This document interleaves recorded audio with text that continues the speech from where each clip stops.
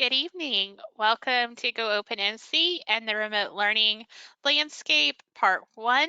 This is Pam Batchelor with Digital Teaching and Learning. And I'm so excited to welcome you here tonight for our first night of a two-night adventure where we dive into GoOpen NC, our open educational resources platform for North Carolina.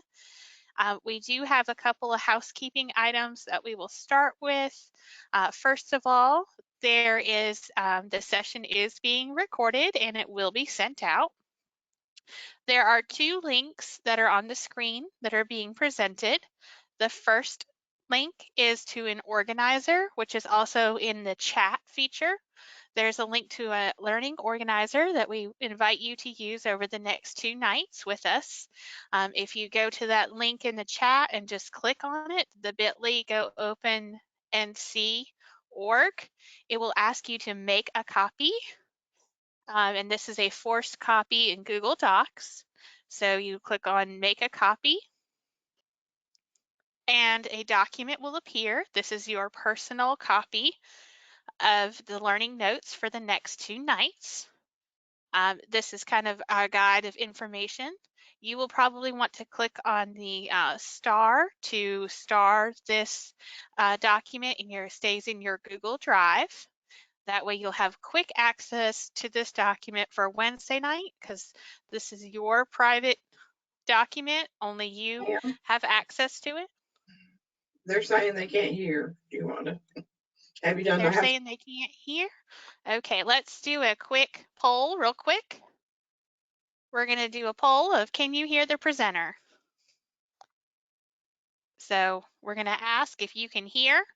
And right now we have 100% that say they can hear. So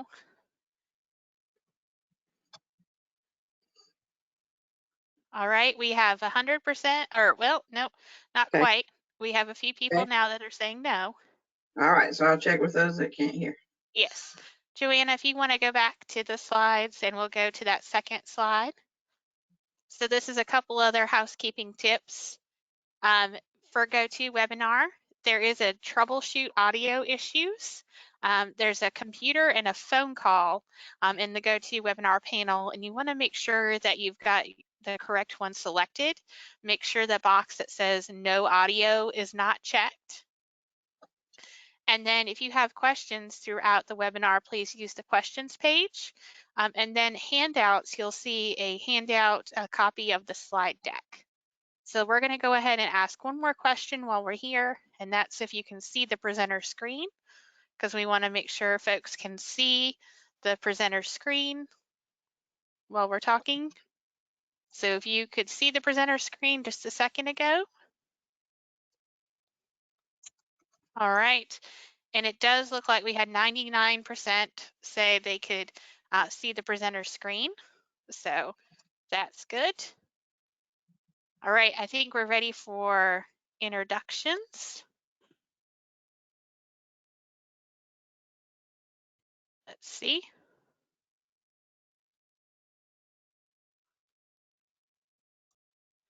Joanna, do you want to share your screen? It says I'm sharing my screen. There we go. Mm-hmm. All right. So again, I'm Pam Batchelor from North Carolina Department of Public Instruction. I'll just take a second, let all of my colleagues introduce themselves. Hi, I'm Joanna Scanizzi. I am a teaching and learning consultant with ISKME. I'll talk to you a little bit about ISKME as one of the partners with NCDPI on GoOpen NC a little later. I'm Erin Wolfhope. I am one of the digital content ambassadors from last year's round of GoOpen NC and currently working on some things for GoOpen NC with adding some content. Hi, I'm Cammie Nairn. I work for NCDPI's Digital Teaching and Learning team on the home base squad and manage the NCCAT system. Good evening. My name's Jill Darrow. I work with Digital Teaching and Learning. I'm the Southeast consultant, and I also coordinate professional learning for the digital learning competencies. Great to be with you all tonight.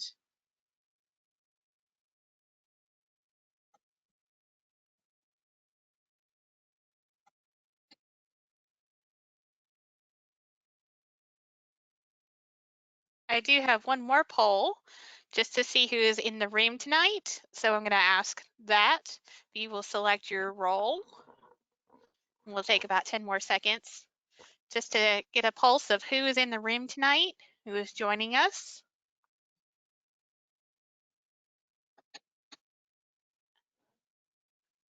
All right, about 5 more seconds. All right. So sharing our results, it looks like most of us are classroom teachers. We do have some school library media coordinators as well as instructional coaches and a few administrators as well. Thank you. And then one last question while I have you all here. We're going to be asking how familiar are you with GoOpen NC? And you can check all that apply. So, and we expect most of you to be brand new. So if none of those apply, just check that last one.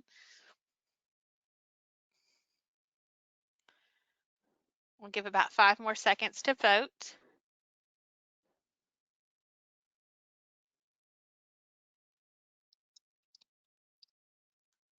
All right. So most people are brand new to GoOpen NC. A handful of you have visited GoOpen NC, and a few others have gone to some training. So that's wonderful to know. Thank you.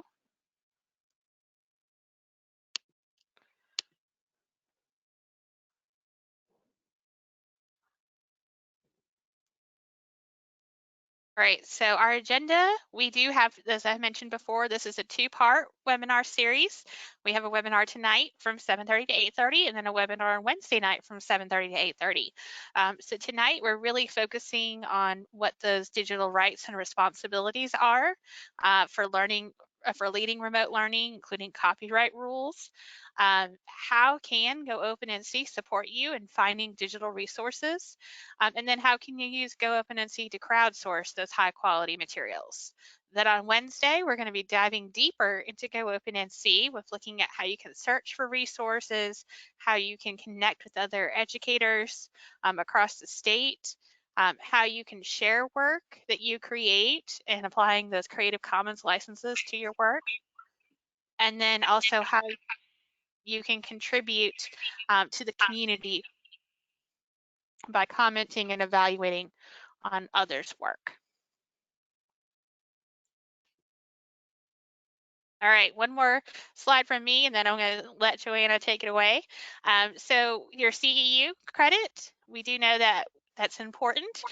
Within 5 business days after this webinar, you will receive an email from me with your CEU certificate, a copy of the slide deck, and a link to the recording of the webinar.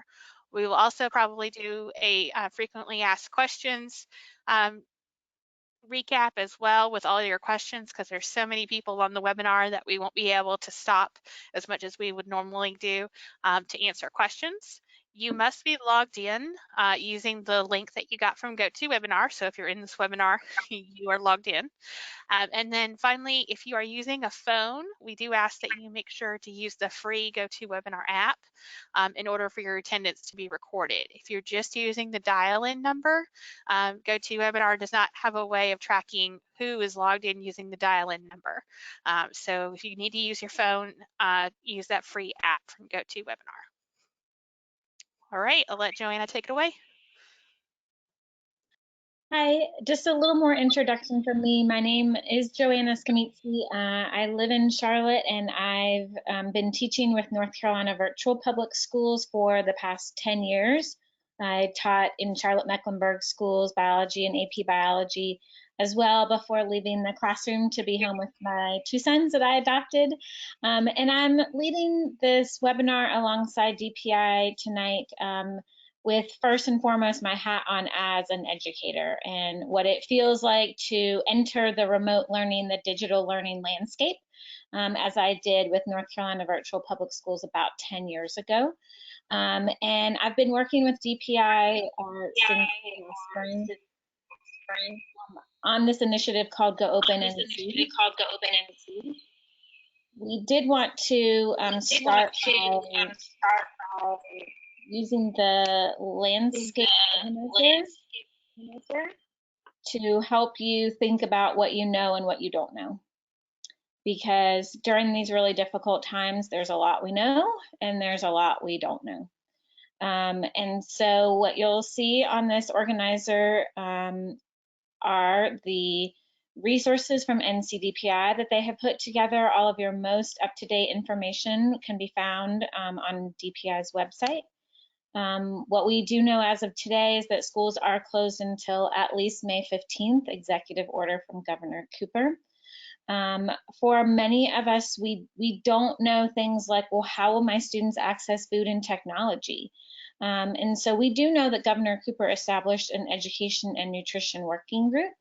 And I contacted Latanya Patillo, who is one of Governor Cooper's teacher advisors, and she said that the best person for educators to contact if they have questions about this education and nutrition working group is Jeff Coltrane, and so she shared his email address with me.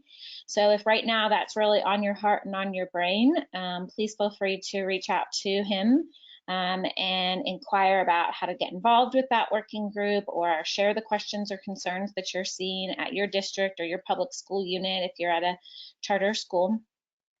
We do know that the state board issued a memo on personnel matters and facilities. So if you have concerns about your personnel matters, your facilities, what's expected of you as an employee, please make sure you click on that link to look at the information that has been shared and who to contact if you have concerns about your individual personnel matters or the facilities that are being expected of you. And finally, we do know that the U.S. Department of Education waived standardized testing requirements. Today, NCDPI requested a waiver, which was already approved by the U.S. Department of Education. So we do know that as of right now, that permission has been received, and there's still a lot of work to be done with the North Carolina General Assembly to work out all of these details. So there are some things we know and probably more things in your column of what we don't know. Most other decisions are being determined by your public school unit, either your charter school, your charter network, or your county and your county's board or city school of education board. So we did provide this organizer because we know that for many of you, you might have some information about your public school unit's approach to student remote learning and the expectations of you. And we know that there are a lot of other things that you don't know. And so while we realized that we could spend tonight's webinar talking with all of you about all of the questions and concerns we have, what we wanted to do most importantly was share a resource that we knew could help you tonight. And that resource is a digital platform called GoOpen NC that we'll be going over tonight and we'll be digging deeper into on Wednesday as well. We hope to see you again at webinar 2 on Wednesday, where we'll dig deeper into it. But we did want to start tonight by saying we understand that you have a lot of questions. We understand that transitioning to remote learning opens up a lot more concerns than this individual platform, GoOpen NC, can address. And so we would just like to ask you to go to the question box and just take a moment. What do you see as the biggest challenge of transitioning to remote learning? And what do you see as the biggest opportunity? And you might answer it in the same reply. You might answer the question 2 different times. But just a moment for you to kind of process as you go through the rest of the webinar tonight. What is your biggest challenge for you as an educator, or maybe for our educational community? What is the biggest challenge? You might answer that question a lot of different ways. But so we'd just like to get that pulse and get that feeling from you, as well as offer you the opportunity to really view this from your own viewpoint. What is it that you feel is the biggest concern to you?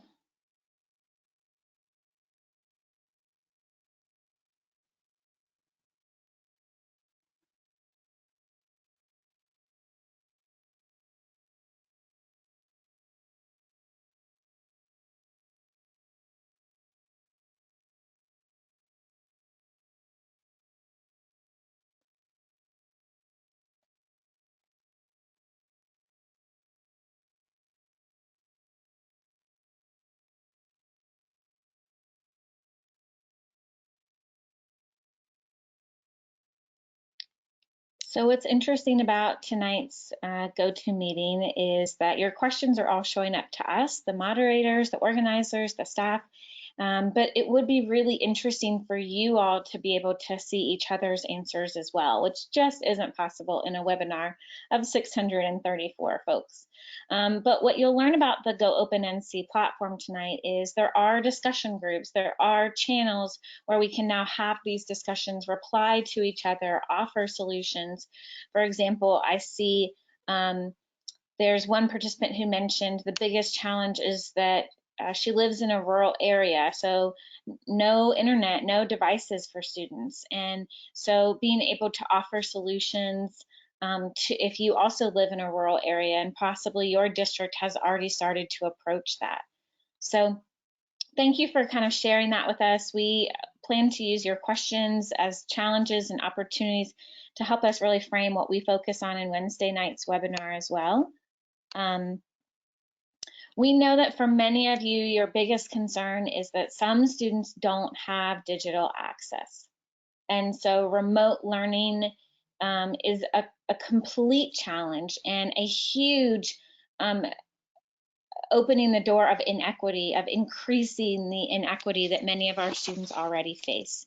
And so while tonight's webinar is not going to focus on the strategies for students that don't have digital access, what we are able to offer you tonight is the strategy we do have that we've already had in place that North Carolina was already pursuing, which was a repository, a platform to share digital resources. GoOpen NC actually launched back in December, so we will be sharing this tool with you tonight. We did want to share just a few ideas for students that don't have digital access. The main one is trying to determine if your students have limited digital access or no digital access. And so on one hand, these strategies that we're offering are not sufficient. They are a place to start when you think about, well, on tonight's webinar, I'm going to get access to open, free, remixable resources. So whether I share them digitally with my students or not, if I have to get paper copies to them, how can I do it? Can I drop it on their porch? Can I offer a porch pickup at a school? I saw a friend whose school took the paper bags from grocery stores and wrote each student's name on the paper bag and put all of the work in the paper bag and lined the paper bags up at the front of the school. And so parents didn't even have to come in, families didn't even have to come into the school. They could just go pick it up off the porch of the school. So we know that there are still going to be a lot of questions about the digital access piece. For students that do have digital access, that is where we know that we'll be able to use digital learning as a tool. We know that there are, again, going to be a lot of questions about how do I do this responsibly? Because with all of these digital tools comes a huge amount of responsibility for the educators and the students. So when we think about things like hosting Zoom meetings, I have a friend who shared, I don't mind sharing what my house looks like to my students, but maybe some of my students don't want to share what their home looks like to me. And is that fair for them? And how does it make students feel? And are we opening up the door to extra cyberbullying? How do I keep my students safe if I'm asking them to join a digital platform? So while tonight's webinar is not able to address the answers of those, because again, we're focusing on the platform that already exists, we really encourage you to definitely reach out to your school and district guidance counselors to ask, how is our district, how is our public school unit addressing the cyber safety, the cyber social emotional learning needs of our students? And again, if you want to reach back out to that education and nutrition working group that Governor Cooper started, we really hope to see the discussion around the cybersecurity and cyber safety of our students become an important discussion that we have pretty quickly. This webinar series of 1 and 2 will focus on how educators can effectively and efficiently find and use digital educational resources. Some of you have probably already been finding digital education resources for a while now, but what you might not realize is that there are specific intellectual property rights, specifically about copyright law and fair use guidelines that you might not be using. When you were in your classroom and you were reading aloud to your students, or printing something off and giving them a printed copy of something, it was what's kind of called a contained environment. So you were only impacting a very small community of learners. Once you're on a digital platform, you are impacting the larger digital market, is what this is sometimes called. So what you were doing as a read aloud to your class of a single book was definitely understood as fair use of a book like Pete the Cat. But if you are recording it and sharing it on YouTube, if you are live streaming it on your Facebook, it's actually a very, very different example. And even NASA has been doing this, right? We know we've seen astronauts reading from space, and I always wondered, how does that work with copyright? Did they contact the copyright holder to make sure that they could read that aloud? And so a big part of your digital rights and responsibilities are probably shifting for many of you who have never been even primarily, but now 100% teaching through your digital platform. So it's very important that you think about copyright. There are examples of copyright infringements with school districts. One of the most recent was the Houston Independent School District that had to pay over $10 million in copyright fees. So we do know that there are so many digital rights and responsibilities of our teachers. Am I creating equity? Am I protecting the security needs of my students? Am I choosing a diverse set of resources to share with my students? Am I making sure that my students all get equal opportunity with me as their educator? But one of the other pieces is this idea of copyright, especially if you are creating recordings of yourself, if you are having your students join live recordings, if you are posting things on a website, even if you're posting things within your learning management system, it does actually change your right, your fair use access. So one thing that we want to start out by saying is copyright, anytime a new work is created, it's automatically given a copyright. So anytime you create new intellectual property, it's given a copyright. And so you actually, as the intellectual property rights holder, if you create a new assignment, you own the copyright to it. We will put a little asterisk on there because as educators, when our work is created, it's not entirely clear if the work that we create is part of our scope of work. So I use this example. My husband works for Bank of America. If he creates something as part of his job for Bank of America, it is owned by Bank of America.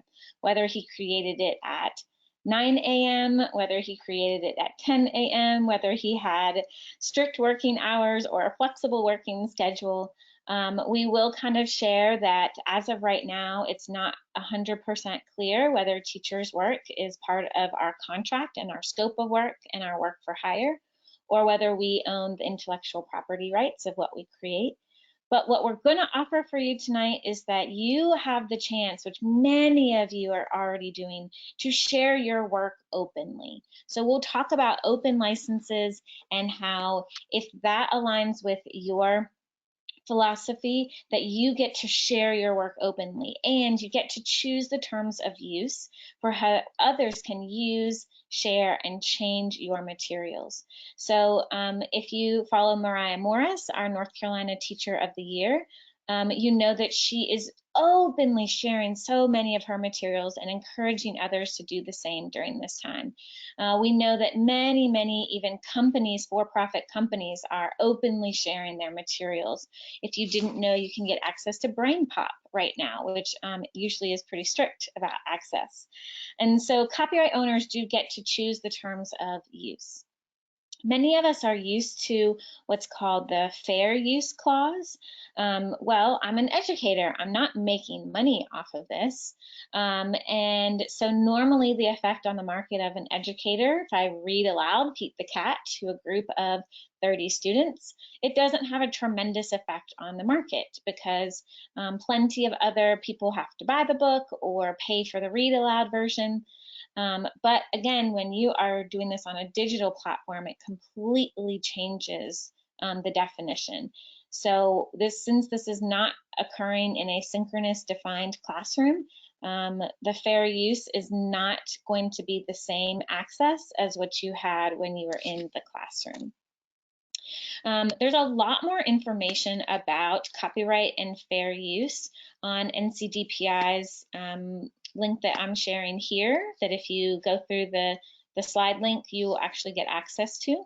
But I do just want to share with you, when you license your work, whether you're licensing your work or J.K. Rowling is licensing Harry Potter, you can give the license that's called all rights reserved, which is what most people think of for copyrights. Or you could release it to the public domain, which means no rights are reserved. For example, all US federal government resources, like from NASA, are legally no rights reserved. They belong in the public domain. Or you can create what's called a custom license, and you can decide which rights are reserved to you and which rights are released to the public. We do know that during this time that some companies are permitting what are called temporary licenses. So Penguin Random House is, and so what you do have to know is that it is not releasing it into the public domain. There are still rules. They're releasing a temporary license that allows you to do a read aloud video, but if you're sharing it to YouTube, you have to choose unlisted. They can be hosted on educational platforms until the end of the current school year, at which time they have to be removed. And you do have to actually report that you have posted or streamed a story time or read aloud video. So while on one hand, we would want to think that no one would ever come after educators for violating copyright during this time, it is the copyright law of our nation. And so we do have to follow copyright law. We do have to follow these regulations. So again, there is more about your digital rights and responsibilities on NCDPI's remote learning page and frequently asked questions, as well as more about copyright. I will also say that NCCAT, if you're familiar with the North Carolina Center for the Advancement of Teaching, they offer a digital course on copyright. So you can sign up to take that. So what are our options as educators? So if I can't use an image that maybe traditionally I would have used in a PowerPoint because no one really knew, or if I wanted to read aloud a book, or if I wanted to find an animation to share with my students, what are my best options? So our best options are actually things that are already what we call openly licensed. The license allows anyone to use them in really defined ways, so that we call them open education resources. And they can be anything. They might be course materials, they might be whole textbooks. Erin is actually going to talk to us a little bit later about CK12 and how she's uploading a lot of things to the GoOpen NC platform using CK12, which has entirely open textbooks, which is so cool because I can move the chapters around if I want to cover topics in a different order than a textbook might have them. Some videos are openly licensed, so I can definitely share them on my digital platform. Lesson plans and teacher-facing resources can be openly licensed. And what we mean by openly licensed is that the license actually permits no cost access, use, adaptation, and redistribution. And this is really important that you look at the license. For example, National Geographic. Oh, I can access it on their website, but it actually says at the bottom that it should not be shared on other websites. unless you follow these specific terms of use. Their images should not be shared on websites. And so there are a lot of materials that we think we're openly accessing because, oh, I didn't have to log in to get it, I didn't have to pay anything to get it, or, oh, I bought a copy of it from this particular website, like Teachers Pay Teachers. I bought a copy and I download the PDF and I'll just share it with my other friends. But there are actually terms of use. There are licenses on the majority of things that are out there digitally. And if you are illegally violating those licenses, they actually have the owners, the users actually usually have ways of telling if it's been posted on another website. You will be probably contacted asking you to take it down. And if you don't follow that or you violate it frequently, then lots of other things could happen that we don't want to happen.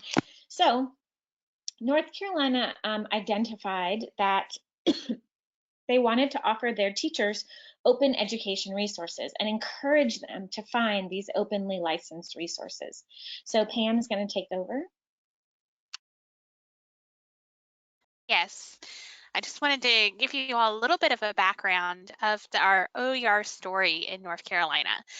So this story came about as part of our digital learning plan that was put back together back in 2015.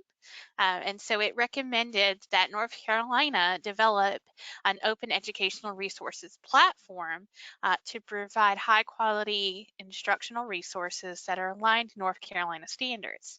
And so our digital learning plan establish this, and if any of you have ever been involved in a procurement before, you know those can take quite a long time. And so we did start the procurement process, and we actually had to pause and then restart the procurement process. But finally, we got started with GoOpen NC and with ISKME in the fall of 2018, and so we have been working very feverishly this past year and a half, mostly behind the scenes, to develop this platform that has high quality resources that are standards aligned, that allows educators across the state to collaborate, because we understand that each school has a different set of needs and has a different set of courses. And you know, if you teach American Sign Language, you might be the only American Sign Language teacher in your district. So we wanted to make sure that, you know, everyone felt included and had a place within GoOpen NC. We also wanted to make sure the platform was easy to use, easy to personalize materials for our different learners based on their needs. A place where professional learning resources could also be stored. So in addition to our academic standards for the North Carolina Standard Course of Study, we also have professional standards such as the digital learning competencies for teachers and educators. We have the national teaching standards, you know, so we have all of these professional standards as well, so you can share professional learning practices. And then really in the past year, our team has been focused on building this community of practice, right? Because we know it's not going to start overnight. We really are going to have to change the way we think about how we share resources and, you know, what we have to share, and everyone has something to share as an educator. I guarantee there are resources living in your Google Drive somewhere that would be so beneficial and helpful to others. And now is the time for us to start sharing with each other versus going to other places that won't be named and charging each other for these resources. Let's, you know, actually share and build and learn from each other. So, all right, so just to walk you through some of the steps that we've been since that, as I mentioned, that contract and that work started in the summer of 2018 going into the fall. First, we did have some resources to start with. If any of you ever remember the NC LOR, or the North Carolina Learning Object Repository, we did have a collection of resources on the NC LOR that was a partnership with the North Carolina Community Colleges. And so we reviewed those resources, and we only brought over the best resources that were standards aligned. We also worked with our IAM service for single sign-on, so that way when you log into the NCCAT cloud, you'll see the GoOpen NC icon in your tray. Looks just like what's in the bottom right corner of the slide, right? And we also worked on importing those standards. We're still working on importing new standards, such as the digital learning standards for students that will be starting next year. We also worked on connection, accessibility, and security. And accessibility is really something that ISKME takes very seriously, and we're so proud of the partnership we have together to make sure this platform is accessible. There's an accessibility checker that we'll show you on Wednesday night for when you create your own materials in your own OER to make sure it's accessible by a wide variety of users. We also have a connection with learning management systems such as Canvas, so you can bring in GoOpen NC materials into your learning management system platform. We also had a pilot during this time where we got feedback from small and large districts about how we could make GoOpen NC better, and we've been doing a continuous cycle of enhancements and processes to help streamline it and make it better. Lots of professional learning activities, curriculum review academies where we've had some resources that ISKME curated for us, and we align those to North Carolina standards because that is a non-negotiable for us, that all of our all resources are aligned to North Carolina standards. We had a little beta launch in November, and then we had our statewide launch in December. So very exciting times to get GoOpen NC off the door. Thanks, Pam. So one thing that we did want to just give you the background, and Pam mentioned ISKME. So ISKME stands for the Institute for the Study of Knowledge Management. And I always share that because when I first got asked to write some open source biology units by ISKME about 7 years ago, I looked up, what does ISKME stand for? And I had to look up what knowledge management meant. And I share it because for me, it really was mindset shifting. Knowledge management is this idea that we don't have to reinvent the wheel. That if something is a great practice and someone figures it out, then that knowledge needs to be shared. So I always kind of substitute knowledge management for knowledge sharing because that really made me realize I wanted to openly license all of the work that I created. Because if I had a great idea that worked for my students, I wanted any other teacher to not have to reinvent the wheel. I had an amazing mentor when I was a student teacher who shared so much openly with me. And it was such a game changer to not have to start from a blank slate. And so for many of our educators who are starting this remote learning from a blank slate, it is the duty and responsibility of those of us who've been doing digital learning for a while to openly share our practices, what's been working, our resources, the things that we've created. And so that's one of the most important things that I've always loved about ISKME is this idea of not reinventing the wheel. We don't need thousands of biology teachers across the state of North Carolina reinventing the wheel now during the time of remote learning. ISKME launched one of the very first open education resources platforms called OER Commons in 2007. And I do always bring that up because for a lot of people, they say, well, isn't this just one more initiative that's just going to be gone in a few years? Well, one of the beautiful things about GoOpen is that it talks to the national platform, OER Commons, that any of you could even today start an account on OER Commons. The only people who can have an account on GoOpen NC are North Carolina teachers. But anyone can have an account on OER Commons, the national platform, which also means that any work that you put onto GoOpen NC can backwards migrate onto OER Commons, the national platform, and that NCDPI and ISKME have been working to curate some of the best national resources, align them to North Carolina standards, and make sure that they're there on our GoOpen NC library as well. This does mean that ISKME partnered with DPI to create DPI's North Carolina's own library. So while anyone, like we said, can access that national platform, those resources aren't necessarily aligned to North Carolina standards. And so NCDPI decided they really wanted a platform with only North Carolina standards aligned resources, so that there wasn't any confusion.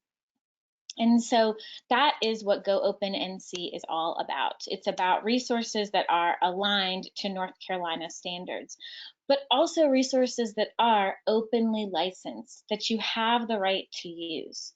So while we're not going to spend time on tonight's webinar watching this video about what an open license is and how it works, I did embed it into the PowerPoint and offer you this tiny URL that you can watch.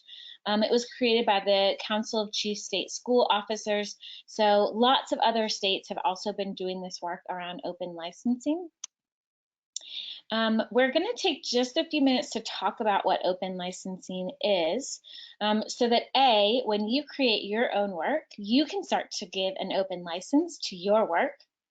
One of the cool things about the platform is if you create your work on the platform, it asks you a few quick questions and then auto-populates your license for you. So you don't have to like copy paste or images for your Creative Commons license. But also when you start to look at materials, so if you're deciding to use a material and you want to know, do I have the right to share this digitally?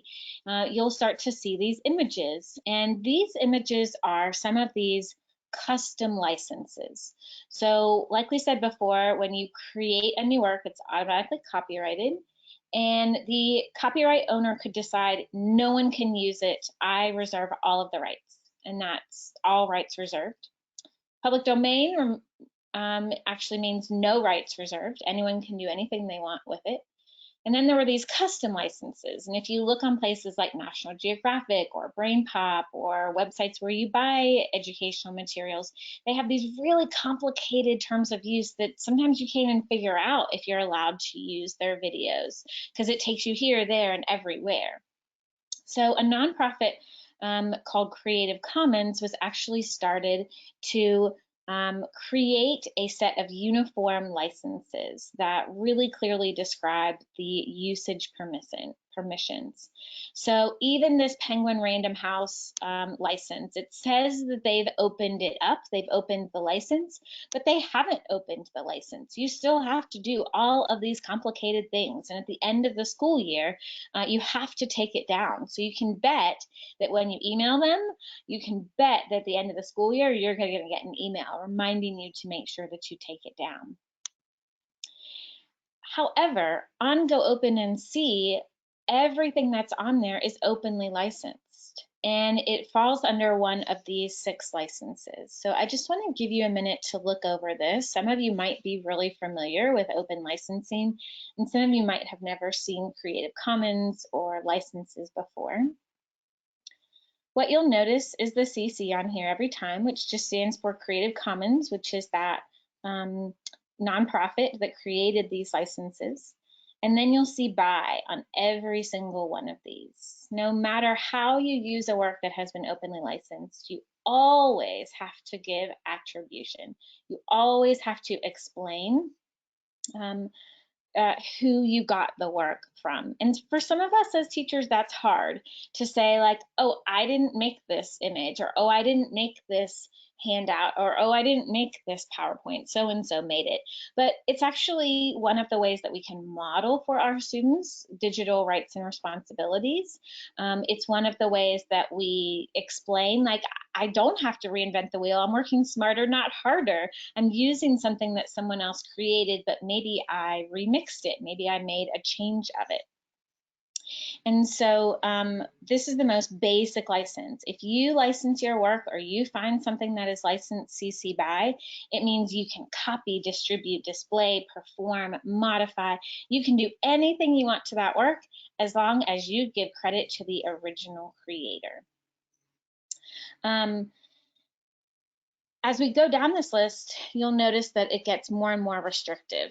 So this next one is CC BY SA, and SA just means share alike, which means that if I share something that Pam Batchelor made, I have to put the same license on it. So I might change it. She might have made a PowerPoint and maybe I added slides and some background music and I recorded it, and I'm allowed to do that because I can copy, distribute, display, perform. But anything that I make that was from her, I have to share how she shared it. So I can't start giving these other licenses to it. If she put by SA on her work, I have to give Pamela Batchelor credit, and I have to also put this license on my derivative of what she created. The next license is the give attribution license, but also the non-commercial, which means that if I put this license on my work and anyone else out there uses it, they can't use it to make money. They can't use it in a commercial process. And so while a lot of educators who put open licenses on say, well, yeah, of course I'm going to put non-commercial. I don't want anyone making money off what I'm sharing openly. This does mean that teachers who work at private schools can't use it. It does mean that teachers who use it in a tutoring session where they charge can't use it. So you do restrict that a little bit. Again, the most open, if you're ready to be completely 100%, let's go for it, I agree, is the CC BY. The last icon is the no derivatives, which just means that you can't change it. So others can copy, distribute, display, or perform it, but they cannot change any part of it, no derivatives. And we know that this is hard for teachers. We're pretty famous for taking screenshots or using the snippet tool because maybe we just want to rearrange it and put it in a different order. But no derivatives means no changes, only exactly as it was created. A lot of times you see no derivative works in PDF form because you can't change it. So I tend to use the hashtag reject the PDF. And if someone sends me something in a PDF, I'll actually say, like, why isn't this shared as a doc? I actually contacted NASA to say, why are your educational resources shared as PDFs? They're public domain works. They need to be shared as Word documents. And had a long conversation with one of their education consultants who is going to start pushing everyone to make sure that they are now shared in Word doc form. So these are all things for you to consider as you think about possibly licensing your own work. These last two are just kind of remixes and recombinations of the other icons. So I could license it attribution, non-commercial, share alike. I could put no derivatives up there as well. You can actually create any sort of combination of these different licenses. But again, the key is that by using Creative Commons, it's really clear to people what they can and can't do. So I did want to share this game with you. We don't have a ton of time, so I'm just going to show you how it works in case you want to play around with it a little bit later. It just has you test your knowledge. And so what it will do is it will pop up and it will ask me to choose the correct license.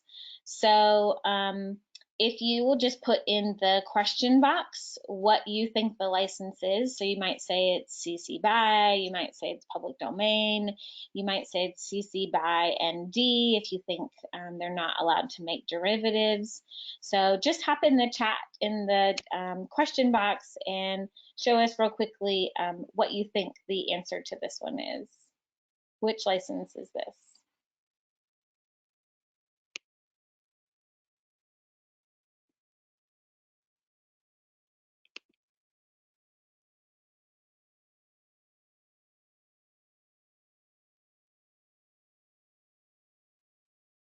Awesome. So lots of people are saying CC BY non-commercial, right? So I can drag that up there and then I can submit it and woohoo, I selected the right license, right? So a little bit of practice if you're wanting that application level, if this is resonating with you and you're like, oh, when I look for resources, I'm going to make sure I know how to legally use them. And so if you want to test your knowledge a little bit more, you can do that. You'll also notice that I am legally allowed to share this. It is licensed CC BY. So I need to give credit to Kenneth Leroy Busby, which I've done by making sure I include this screen here. And if I want to change change it in any way, if I want to use his examples, if I want to publish it, if I want to make it into a PowerPoint, I just need to make sure that I continuously give attribution. And we do want to remind you to give what's called conspicuous attribution. When I first started doing this, I would give attribution in the notes of my PowerPoint so that when I presented, no one ever saw it. Or I'd write it really small in tiny, tiny letters like size 4 font, and I'd color the font light blue and people wouldn't even see it. And that's not conspicuous attribution. That's not good enough. And so for those of us who are PowerPoint folks, or like, oh, I have the right to use this image, so I put it in my student handout, but I need to give credit, and that's going to take up space, and it's going to mess up all my formatting, you have to just let that go and embrace this idea of conspicuous attribution, giving credit where credit is due. And you'll notice all of the images in this PowerPoint have had conspicuous attribution, and maybe you didn't even notice as you went through.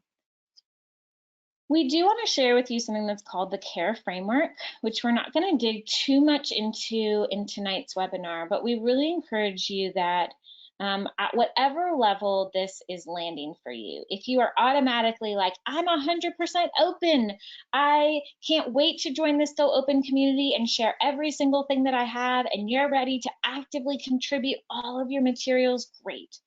But maybe that's not resonating with you at this moment, but you are interested in using open education resources that others have shared. That's great. That is a way to contribute to our GoOpen community.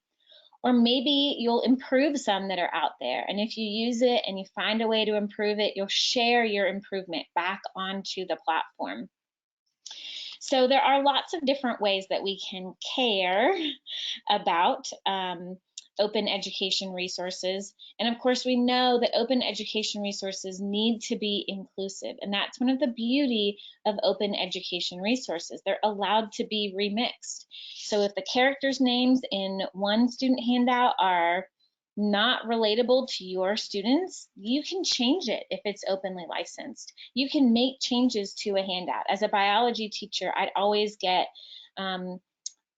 examples of like, well, Joe had blue eyes and his wife Jane had green eyes, and what's the chance that their child would have, you know, blue eye? And I'm like, this isn't relevant to some of my students. And so how can I empower my students by remixing this to be relevant? Before we dig into the platform for the last few minutes of tonight, which you'll notice isn't a lot of time because we actually want to give you time to explore this on your own before Wednesday's webinar.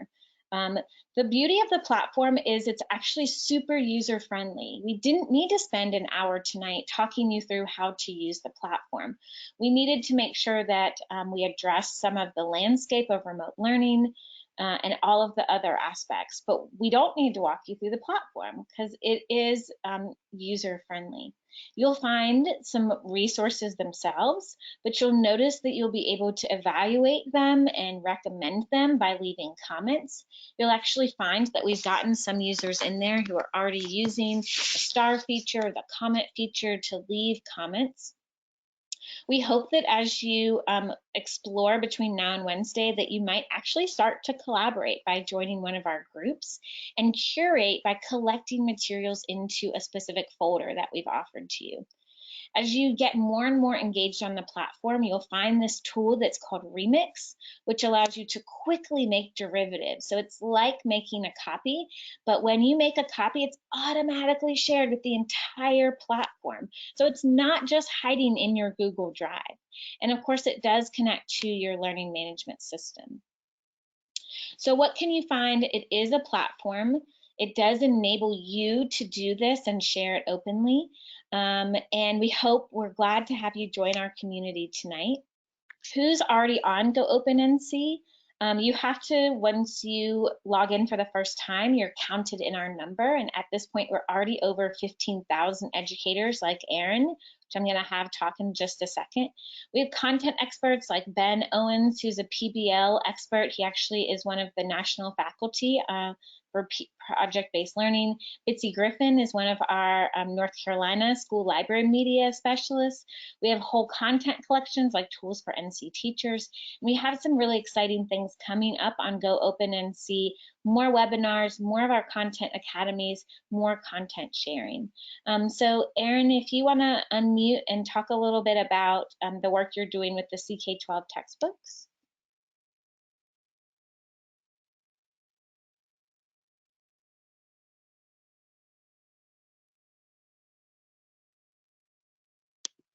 See if I can unmute her, or if she's unmuted. I'm so sorry. I had like 14,000 windows. Okay, I'm here. I've been a digital content ambassador for about a year, and the most recent scope of my work has been adding content. So last month I was adding lots of content from the Mathematics Vision project because it is licensed with a Creative Commons license. And most recently, I've been working on CK-12. So they're in the science realm of things for high school. So I've been pulling some of their workbook material that is aligned for each, or it's divided into subject matter or whatever. And so they're labeled kind of as tasks or homework assignments. And so what I've been doing is using the open author tool and putting the CK-12 content into GoOpen with the license. And when you use the open author tool, users get the opportunity to remix. And so it's like a doc, so the text is editable. So if it has like some reading material and some questions, what you can do as a user is say, hey, I kind of like this content, but let me remix it because I have some other questions or things that I want to ask a little different or deliver a little bit differently. And so you can remix that and add what you want, still use portions of it as long as you follow the license, which they want attributions and they want it to be non-commercial. So as long as you do the same Creative Commons license, you're free to do that. And then you can create groups or hubs or collections of material. And so that's what I'll be working on moving forward also, since a lot of you guys have talked about how your students don't necessarily have access to technology at home, but if you find material there and edit, you could print for take-home materials that way. Awesome. Thanks so much, Erin. So we're excited to have educators like Erin who are already part of our GoOpen NC platform. And so she's curating things into groups. She might help build a collection. So we do want you to know that when you get on the platform, which maybe you've already done, multitasking, we kind of compare the National Library OER Commons with like the Library of Congress, and GoOpen NC is like a North Carolina library. So you'll see what are called hubs, groups, and collections when you log in. And so you can actually see that here at the top. You'll see hubs, groups, and you might discover specific collections. And so as you're exploring that, just know that a group is exactly what it sounds like. It's a group of educators, and a hub is actually a way to organize groups and collections. So if you're a school library media specialist or you're super into taxonomy, the platform is actually designed to have that taxonomic organization, so that if I want to have multiple groups, I might put them onto a specific hub. So I can send out an announcement to a whole hub, and multiple groups will get that announcement.